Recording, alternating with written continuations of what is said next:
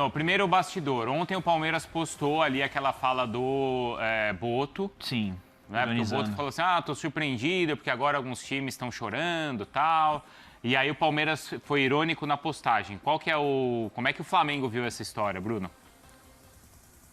Cara, o Flamengo diz nos bastidores que o Palmeiras vestiu a carapuça. Porque se a gente for pegar o vídeo do Boto, ou pelo menos as palavras do Boto, em nenhum momento ele diz Palmeiras, né? Naturalmente, todo mundo que tem dois olhos na cara sabe que o Palmeiras foi o clube direcionado em relação àquilo que o Boto fez, a provocação, a crítica. Mas em nenhum momento o Flamengo falou Palmeiras, em nenhum momento o Boto falou Palmeiras. Então, dentro do Flamengo, eles levaram muito mais como piada, muito mais como gozação, do que propriamente se sentiram atingidos. Acho que essa é a grande questão aqui. O Flamengo não se sentiu atingido com o vídeo provocatório do Palmeiras. Sentiu sim que o Palmeiras vestiu a carapuça. E depois a gente pode, evidentemente, talvez não no Fala Fonte, mas nos outros programas da casa, discutir se faz ou não faz sentido, se isso é bom, se isso é ruim, mas nos bastidores o Flamengo vê como gozação, não leva a sério e o mais importante, não vai ter uma tréplica. O Flamengo começa então através do Boto, tem a réplica do Palmeiras, mas daquilo que eu pude apurar de ontem para hoje, como o Flamengo brinca dizendo que o Palmeiras vestiu a carapuça, o Flamengo não vai pro embate, ou seja, não vai fazer uma tréplica, não vai repostar ou criticar ou levar muito a sério adiante essa resposta do Palmeiras. Eu tô só lembrando aqui, tô vendo, claro que essa é a posição do Flamengo, mas eu tô lembrando que teve a pergunta, né, em relação a isso, ó. Contexto da sua visão da partida de sábado à noite para hoje, a pergunta não foi relacionada de fato à reclamação, porque é uma pergunta acho que do próprio repórter da TV Flamengo. Sim. Então a pergunta é justamente sobre a questão da logística. Poxa, mudou, teve um problema, a gente estava na viagem, a gente viu quanto foi desgastante, o jogo mudou de sábado para domingo. Ponto, terminou aí. Aí o Boto respondeu daquele jeito, mas indiretamente a gente sabe para quem foi, né, Bruno? Lógico. Claramente, não, foi o que eu falei. E nem precisa ser comentarista, jornalista, qualquer torcedor minimamente atento ao noticiário sabe que as palavras foram direcionadas ao Palmeiras. Mas o Flamengo se justifica em tom de gozação que o Palmeiras vestiu a carapuça. O Flamengo fala em chorões, no caso, José Boto fala em chorões, só que em nenhum momento ele usou o nome do Palmeiras ou de outro clube. Então fica essa troca de gozações, mas como eu disse, não vai ter uma resposta por parte do Flamengo. E aqui vai uma visão que eu consigo entender aqui e pescar um pouco de Palmeiras e um pouco de Flamengo, até porque, querendo ou não, eu não sei se o Hernan, se o Vicari aí também e o Felipe tem mais informações sobre isso. Não sei qual é o peso do Abel Ferreira na comunicação do Palmeiras para fora, no caso nas redes sociais. Eu percebo claramente a comunicação do Abel no dia a dia, né? Nas coletivas, pós e pré-jogo.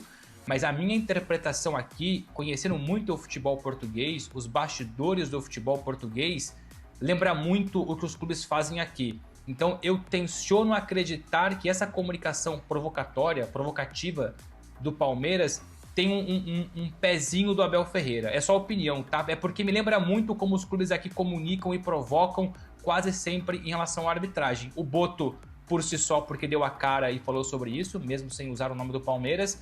E a minha interpretação, sabendo que o Palmeiras tem muitos portugueses de anos de futebol português, especialmente o Abel, a minha leitura quase que óbvia é entender que essa comunicação mais agressiva do Palmeiras sobre a arbitragem deve ter do Anderson Barros também, da Leila, mas eu acredito que o Abel tenha impacto, talvez não direto, mas indireto nessa comunicação mais da provocação e do ataque em relação à arbitragem. Mas o Bruno então traz essa informação então pra gente, que não vai ter uma tréplica e que o Flamengo viu com ironia como se o Palmeiras tivesse vestido ali a carapuça. Mas vai, acho que muito, né, Hernan, ao encontro daquilo que a gente contou ontem aqui, que é uma mudança de postura do Palmeiras, porque ano passado o Palmeiras não falava nada, discutia essas questões de arbitragem só ali naquelas reuniões da CBF que são destinadas a isso e que acontecem às terças, normalmente, né?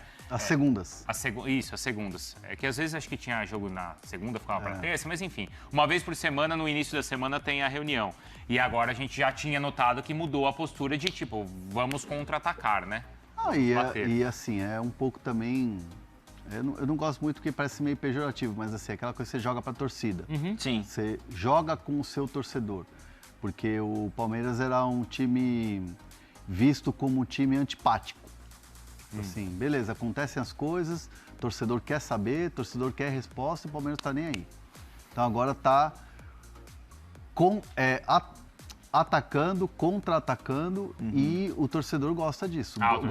O torcedor gosta de ver o fogo no parquinho. O torcedor cobrava do tipo, pô, o outro time tá falando e vocês não vão reagir. Aí ontem, quando reage, o torcedor vai à loucura, né? Olha que tem lá. Espírito de luta, qualidade, a gente nunca sabe, pelo estilo de Diniz de ser, depois de muito tempo ou algum tempo de treinamento, como é que a sua equipe estará e basicamente também como é que ela vai aprender a correr riscos, porque está implícito no modelo do Diniz correr riscos. Se você tem essa capacidade de interpretar como corrê-los, com certeza a sua chance de dar mais certo é maior. Eu tenho muita dificuldade de correr risco desnecessário. Esta é uma grande questão. Quem é que teve mérito nesta grande conquista do Corinthians, jogando com 9 atletas empatar? O mérito é heróico de quem tem 9 e joga contra 11 e não toma gol. Fato. Mas o Palmeiras definitivamente foi um fiasco. Se você tem mérito heróico de quem jogou com 9, é um demérito gigante de um time que tem mais de R$1 bilhão de investimento e não tem a capacidade de fazer sequer um golzinho. E olha, estes 2 pontos que o Palmeiras perdeu nesta partida na Neoquímica Arena vão fazer muita falta. O Flamengo chega e o Flamengo, quando você começa a olhá-lo pelo retrovisor, ele vai crescendo. Ele vai crescendo, ele vai se agigantando. E é esse o grande adversário do Palmeiras para esse Campeonato Brasileiro. O Palmeiras perdeu 2 pontos, por quê, Jorge? Porque só tinha o Alan para tentar uma jogada diferente. Todo o restante era um time absolutamente previsível. Aí me lembrei de você dizendo que será que os caras treinam essa possibilidade de enfrentar um adversário com 1 a menos? Certamente o Palmeiras não treina essa possibilidade de enfrentar um adversário com 2 a menos, porque, exceto pelos lançamentos, a gente não viu o Palmeiras... Porque é um absurdo quando você tem a mais, você ficar cruzando para a área. Quando você grande tem mais, absurdo. Até você tem que ampliar o campo para fazer com que os jogadores adversários eles fiquem mais espaçados. Até porque o Palmeiras não tem muitos jogadores altos, com exceção ao Flaco Lopes, e a dupla de zaga do Corinthians bastante alta. Elias, só queria fazer um apontamento importante.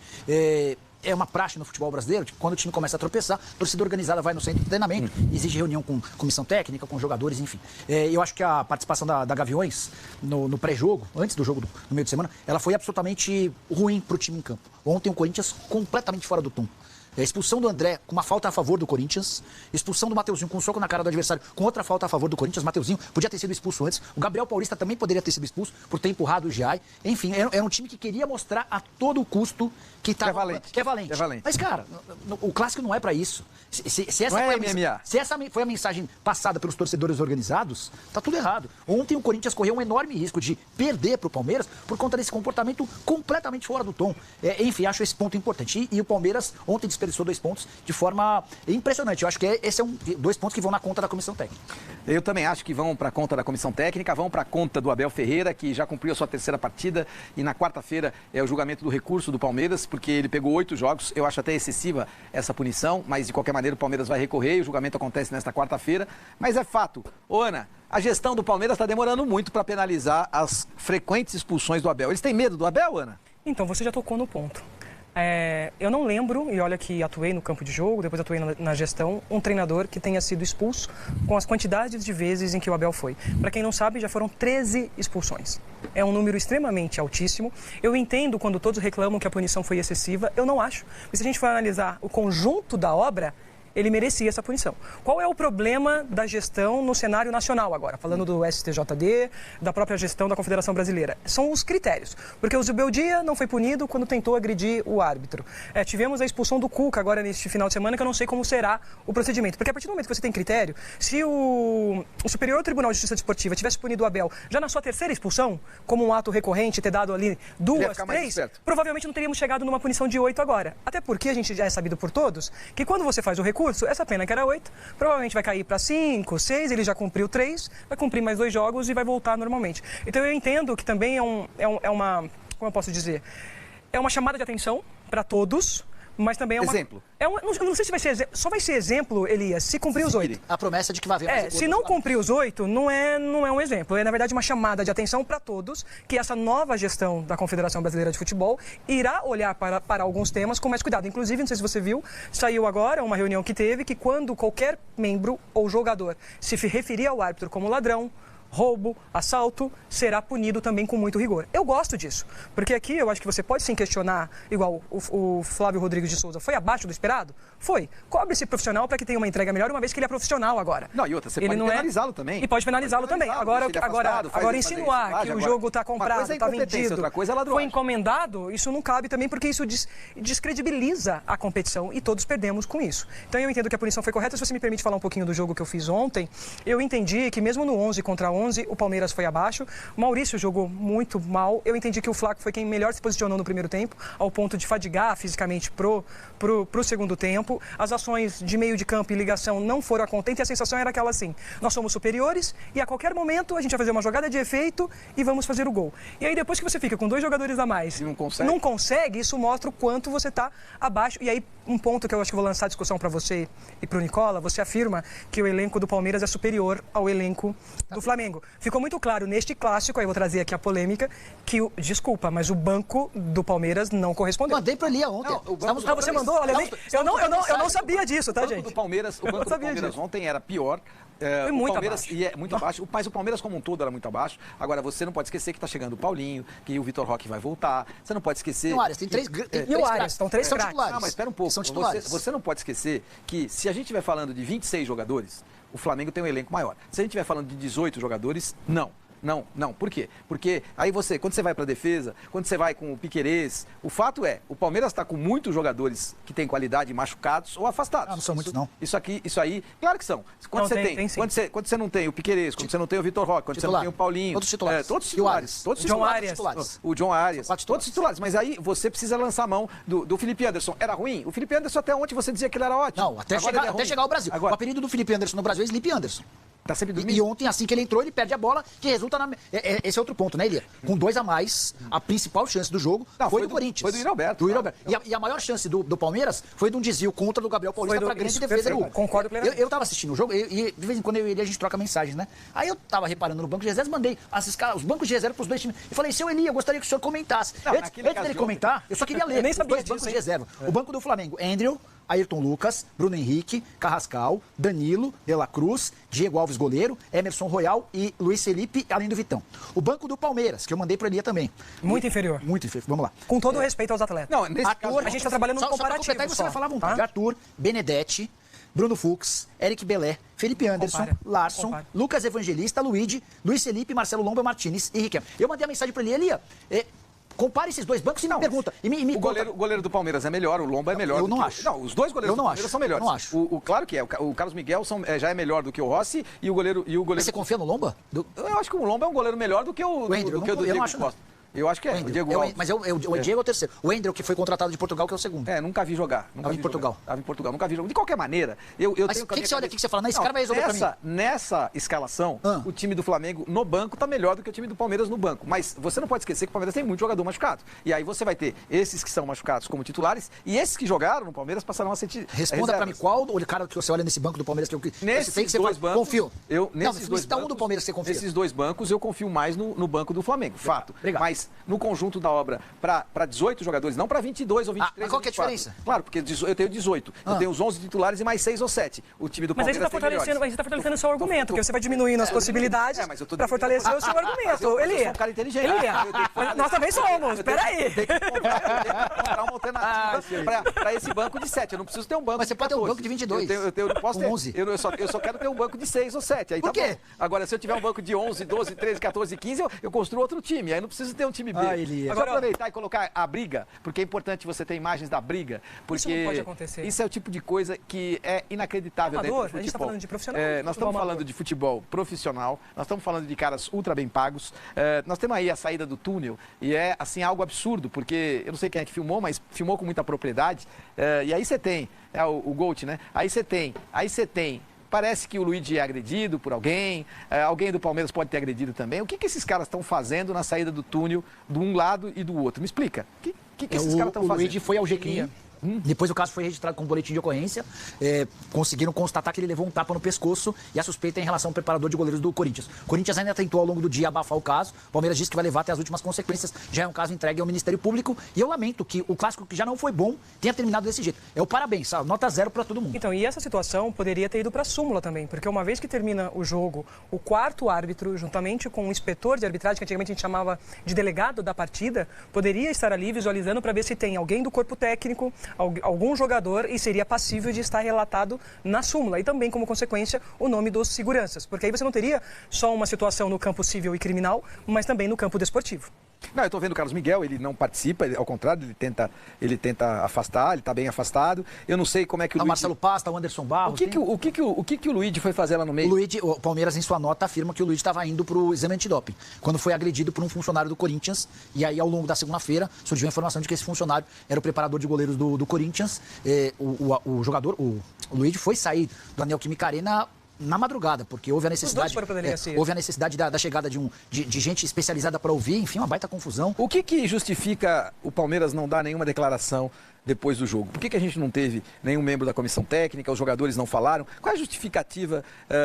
Por exemplo, você não faz a sua lição de casa, você é incompetente, porque o Palmeiras foi incompetente, não tem nada a ver com responsabilidade, tem a ver com incompetência. Os responsáveis pela incompetência são os gestores, são os preparadores, são os caras que fazem parte da comissão técnica. Essa é uma incompetência, não tem nada a ver com responsabilidade, não tem nada a ver com o fato de que o jogador não teve entrega, não sei. O que aconteceu foi, sigam por onde queira, nos encontramos no fim do túnel. O time do Palmeiras era muito perdido e muito distanciado e sem nenhuma convicção daquilo que precisaria fazer. E aí entra de novo a minha colocação em relação à qualidade do Abel. Eu já disse várias vezes, o Abel é um super gestor, é o melhor técnico da história do Palmeiras, mas taticamente ele tem muito que evoluir, mas muito que evoluir. E ele não conseguiu enxergar alternativas. E você prepara, aliás, foi pauta de uma conversa que tive com o Marcelo Paz, que é o executivo de futebol do Corinthians, que é exatamente sem saber o que iria acontecer no Clássico, antes do Clássico, eu gosto da ideia de que o treinador tem a capacidade de preparar a equipe para as diferentes situações que essa equipe poderá encontrar durante a partida. E entre elas, comentando com o Marcelo, está